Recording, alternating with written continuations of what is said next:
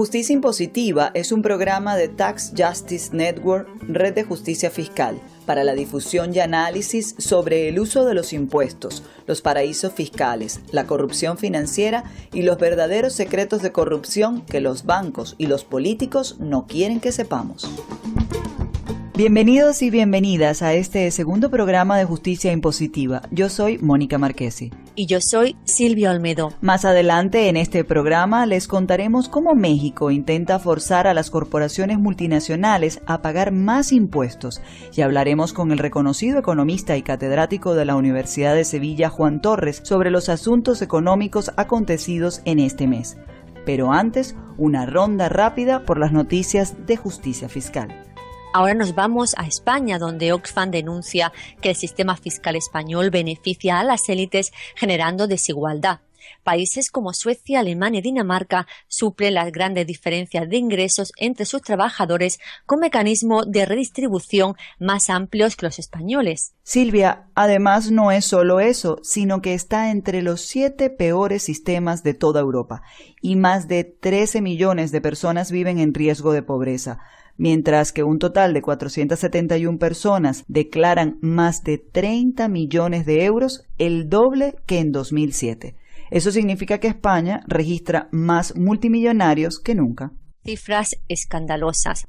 Nosotros nos encontramos con la misma historia en América Latina, donde solo 32 personas tienen la misma riqueza que la mitad de la población de esa región del planeta, según la oficina de Oxfam América Latina y el Caribe. Silvia, ¿cómo se explica esto? Hablando de desigualdad, esto es la guinda del pastel. Esto demuestra la necesidad de cambiar el modelo. Mónica, justamente por eso, Oxfam América Latina propone políticas fiscales para redistribuir las riquezas y que sean más equitativas, que no se basen en los impuestos al consumo, que son las que castigan a quien menos tiene. Y en el caso de Colombia, la Red de Justicia Tributaria Colombiana plantea una serie de acciones para enfrentar la crisis económica que atraviesa ese país. Entre las propuestas están rechazar el aumento del IVA, que es un impuesto regresivo que afecta desproporcionadamente a las personas con menos ingresos, así como cobrar nuevamente el impuesto a las remesas relacionadas con las salidas de capitales y eliminar el impuesto a la riqueza para promover la producción interna. Otro país que ha sido noticia este mes es Argentina, donde el Banco Central de ese país revocó las licencias de 2 máximos ejecutivos de la unidad local de HSBC Holdings. La medida afecta al presidente de la entidad y al vicepresidente, pues ambos estarían implicados en un proceso en el que se les acusa de una maniobra de evasión fiscal y no haber implementado los procedimientos externos e internos necesarios para prevenir el lavado de dinero. Pareciera que Argentina se tomó en serio las acciones para eliminar los casos de lavado de dinero y evasión fiscal. Y recordemos que HSBC fue multado en Estados Unidos por ser la institución bancaria preferida por los cárteles de la droga para lavar dinero. Ampliaremos esta información más adelante. No podríamos cerrar esta ronda de noticias sin comentar la reciente elección de Jeremy Corbyn como nuevo líder del Partido Laborista del Reino Unido y principal representante de la oposición al actual gobierno, además conocido por su línea de acción de anti-austeridad. Silvia, además esta designación está haciendo tambalear a la conservadora sociedad británica con propuestas económicas en la línea de Podemos en España y Syriza en Grecia. De hecho, entre las propuestas del laborista Jeremy Corbyn está renacionalizar las empresas de trenes del país, suprimir las empresas privadas de los servicios públicos, combatir el poder de la ciudad de Londres e implementar unas nuevas políticas de justicia fiscal. Acciones que resultan significativas al ocurrir en uno de los países más poderosos señalado como paraíso fiscal. Bueno, Silvia y Radio Escuchas, cerramos las informaciones de este mes con la esperanza de que esto pueda cambiar si se logra el compromiso de los más poderosos, tal como propone Jeremy Corbyn. Hasta aquí las noticias de este mes.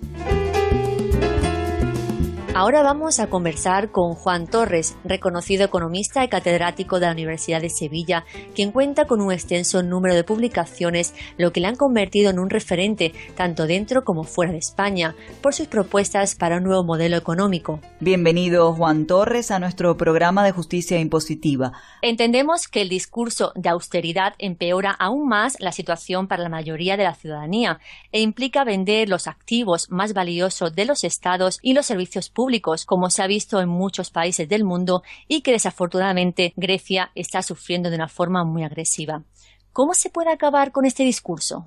El discurso de la austeridad es particularmente diabólico y terrible, por varias razones.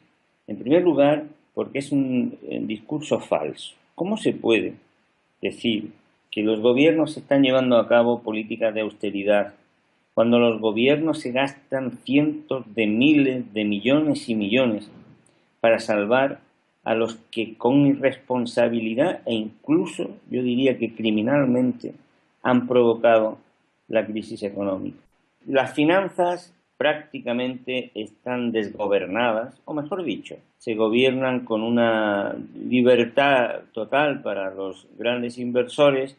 ¿Cómo se puede decir que hay austeridad cuando no se para de dar ayuda a las grandes empresas, subvenciones, todo tipo de apoyos? Confunden la austeridad, las medidas de recorte en aras de esa pretendida austeridad con las que exclusivamente se destinan a recortar derechos y ayudas a los más desfavorecidos. En segundo lugar, yo creo que el propio término de austeridad es, como digo, casi diabólico. Las palabras tienen, lo sabemos desde hace ya mucho tiempo, carácter performativo. O sea, una palabra termina también modificando, aunque no lo parezca, la realidad. Cuando se dice que estas políticas que están llevando a cabo son políticas de austeridad, ¿qué efecto tienen? Bueno, ¿quién no está a favor de la austeridad? ¿Cómo no vamos a defender la austeridad? ¿Qué persona honesta, qué persona decente, qué persona sensata no va a defender el valor de la austeridad?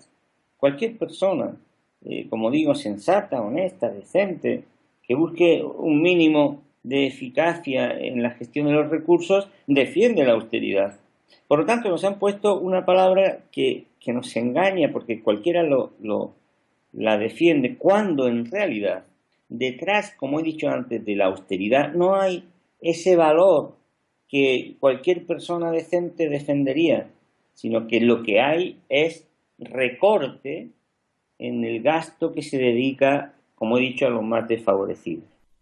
En muchos países, los políticos están demasiado cerca de las grandes multinacionales. Sabemos que las grandes empresas financian sus partidos políticos y por eso ellos representan sus intereses y no los de los ciudadanos. Tenemos un problema democrático fundamental, ¿no le parece? Creo que efectivamente en los últimos años se ha ido produciendo un desplazamiento de los espacios de la toma de decisiones desde el ámbito de la representación popular y de la democracia a esos espacios oscuros en donde no hay representantes del pueblo sino intereses corporativos. Creo que el aplicar políticas que las encuestas nos dicen que están en contra del 70 o del 80% de la población necesariamente obliga a debilitar, cuando no a acabar, los mecanismos de revelación de preferencias y de decisión plural y democrática. Estas políticas tan contrarias a los intereses que, como digo, las encuestas claramente muestran en la población, obligan, como ha dicho el filósofo alemán Habermas, a desmantelar la democracia. Son políticas contrarias a la inmensa mayoría de la sociedad y para que la inmensa mayoría de la sociedad no se oponga a ellas, no las contemple cara a cara y no trate de acabar con ellas, pues lo que hay que hacer es eliminar los espacios de defensa de los intereses sociales. Ahora entramos al tema bancario. ¿Cómo ve usted que este mes el Banco Central de Argentina revocó las licencias de 2 altos ejecutivos de HSBC Holdings?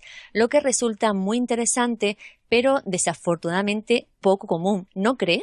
Desde luego, lo que ha ocurrido en los últimos años, que ha provocado una crisis tan grandísima como la que hemos vivido, ha sido el efecto directo de un comportamiento irresponsable y criminal de la banca. Y estas noticias concretas, yo creo que lo que vienen a demostrar es que, desgraciadamente, no se han limpiado de ninguna manera las cloacas que todavía operan en el sistema financiero.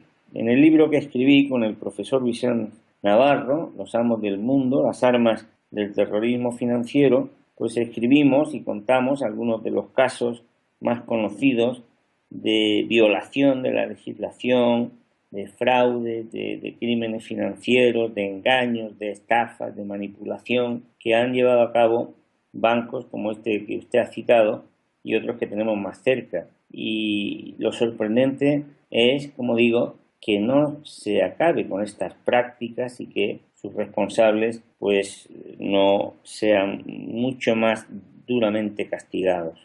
El banco HSBC permitió el lavado de dinero de México a Estados Unidos por las mafias de las drogas por un monto de $7.000 millones, además de una serie de actividades penales. Los grandes bancos, como el citado, y sus vinculaciones con la criminalidad, ¿pueden representar una amenaza y llevarnos a otra crisis financiera? Yo me temo que sí, por la sencilla razón de que la crisis que hemos vivido no ha sido utilizada como lección. No se han llevado a cabo reformas suficientes en la banca internacional para evitar problemas de un tipo parecido en los años siguientes. Hay un detalle. Mire, en el año 2006 los inspectores del Banco de España denunciaron que el gobernador entonces de la institución del Banco de España, don Jaime Caruana, pues venía actuando con pasividad, que ocultaba los riesgos, en fin, dejaba hacer en el sistema. Cualquier persona puede leer esa carta en Internet, ha sido publicada ya en muchos sitios. Este señor, don Jaime Caruana, que no hizo nada para evitar lo que sus inspectores le estaban denunciando, que era un riesgo grandísimo en el sistema financiero español. Entre paréntesis, no hace falta ser un lince para entender por qué no hizo nada.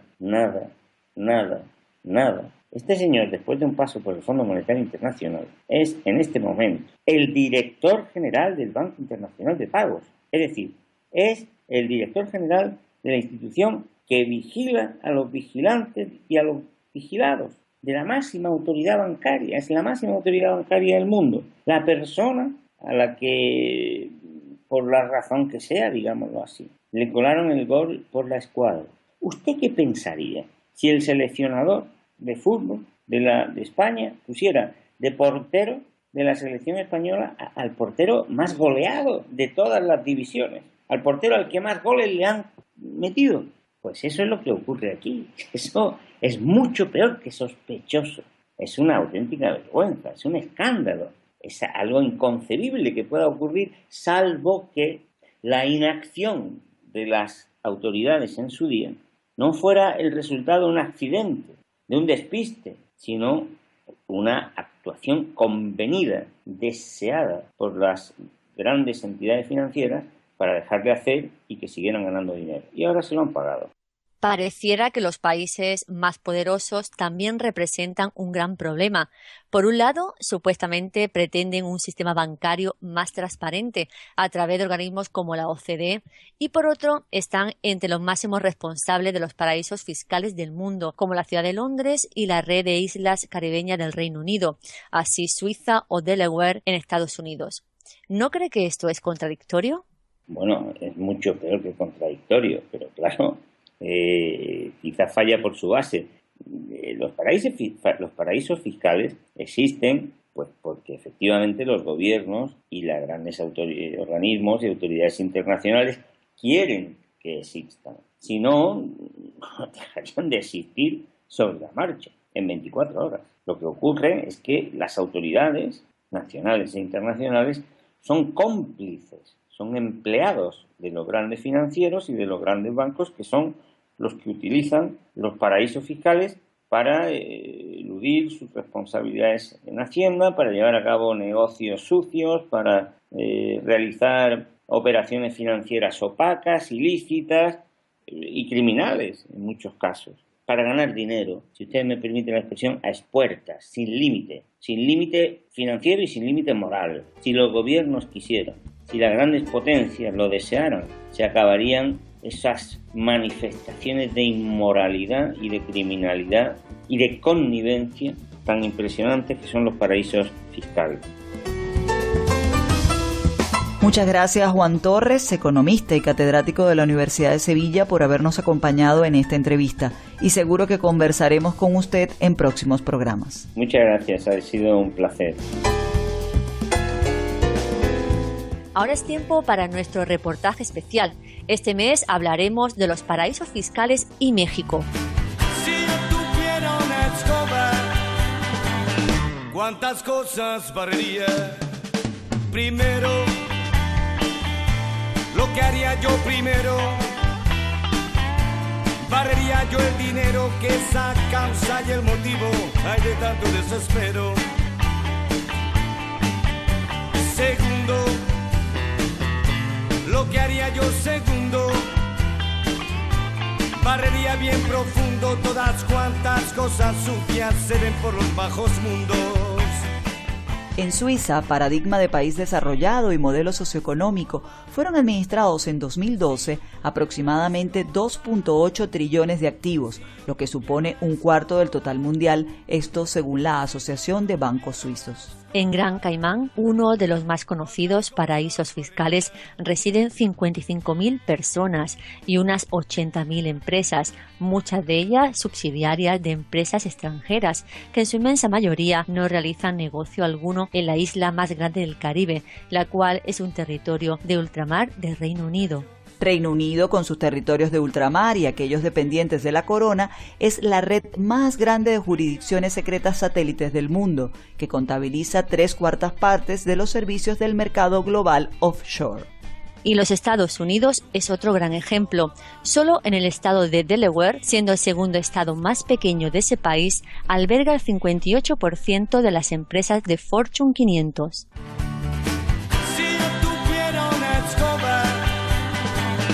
¿Cuántas cosas barrería? Haría falta una escoba muy grande para acabar con los paraísos fiscales que perjudican una tributación equitativa, que genera desigualdad y pobreza, y además ofrecen un escape para las grandes empresas de regulaciones. Si usted tuviera una escoba para barrer paraísos fiscales, ¿qué países barrería? Pues barrería Suiza, Bahamas y Andorra.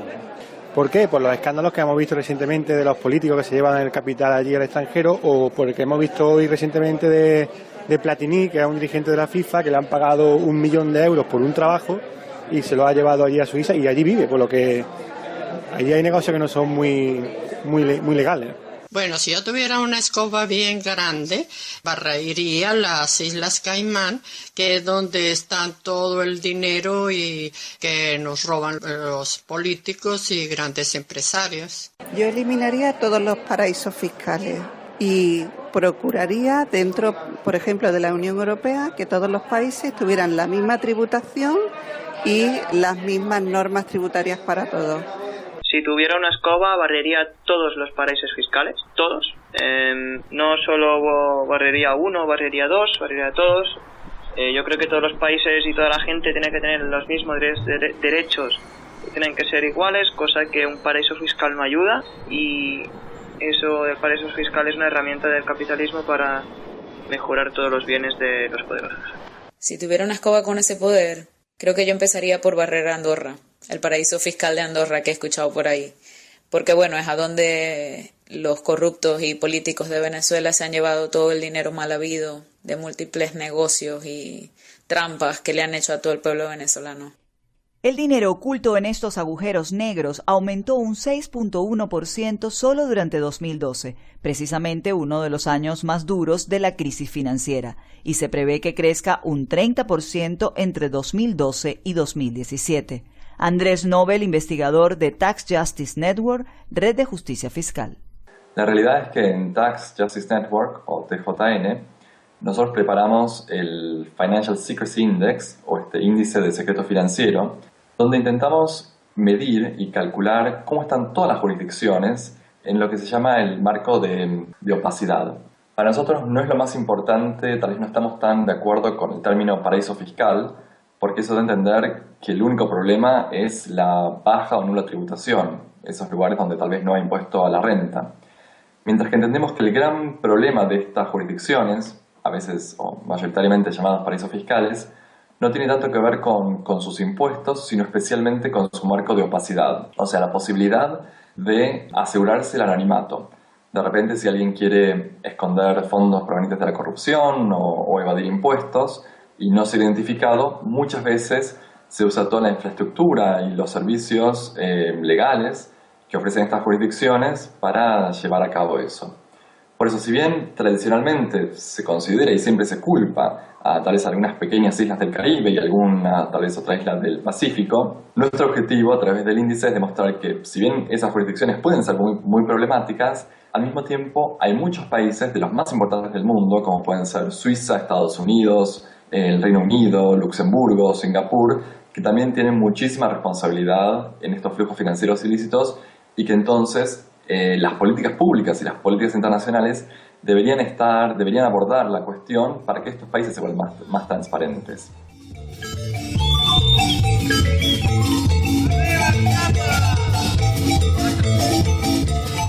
Nos vamos ahora para México, a ver cómo el gobierno de ese país ha decidido intentar forzar a grandes multinacionales como Unilever, Procter & Gamble y Colgate a pagar más impuestos de sociedades a través de la retención de la devolución de los impuestos del IVA. John Christensen, director general de Tax Justice Network. Withholding VAT refunds is an effective way of exerting political leverage. Retener la devolución del IVA es una forma efectiva de ejercer presión política sobre compañías muy poderosas que emplean muchas firmas de abogados que utilizan cualquier opción posible para evitar pagar impuestos en México.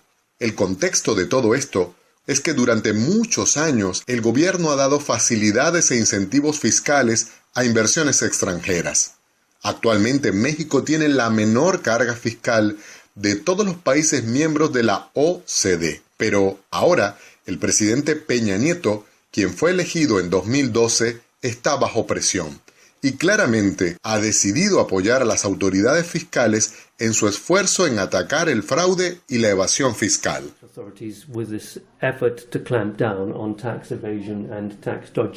Y esto es probablemente porque después de la caída del sector petrolero mexicano, el país no puede permitirse más que 132 grandes firmas extranjeras paguen menos del 1.5% en impuestos de sociedades como porcentaje de los ingresos brutos en México. John Christensen lo explica. Now, in some cases, the amounts of value-added tax that are being withheld are very significant. Procter & Gamble, for example. En algunos casos, el importe del IVA que se retiene es bastante considerable.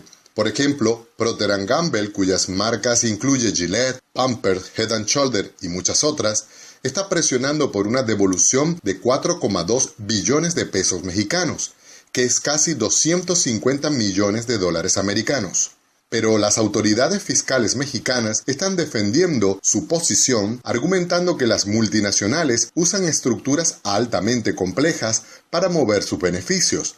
Y según las autoridades, retener la devolución del IVA es una forma efectiva de ejercer presión política sobre compañías muy poderosas que emplean muchas firmas de abogados, que utilizan cualquier opción posible para evitar pagar impuestos en México.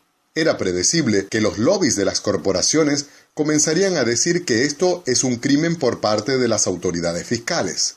El Consejo de Comercio Exterior de los Estados Unidos, por ejemplo, ha dicho que esto es extorsión política. Pero otros rebaten esto diciendo que México tiene un historial de ser muy eficiente a la hora de devolver las retenciones del IVA. Y esta táctica de ralentizar la devolución del IVA es una forma efectiva de llevar a los evasores fiscales a la mesa de negociación para acabar con estas situaciones. Además, las devoluciones del IVA en México estaban creciendo de manera insostenible, 5 veces más rápido que el ritmo de la recaudación del IVA entre 2010 y 2012. ¿Por qué ellos recaudaron menos IVA del que estaban devolviendo? Según Christensen, esto se debe investigar. Yes, it doesn't sound right, something which needs thorough investigation. Ciertamente esto no suena bien, y nuevamente esto es algo que necesita una investigación profunda.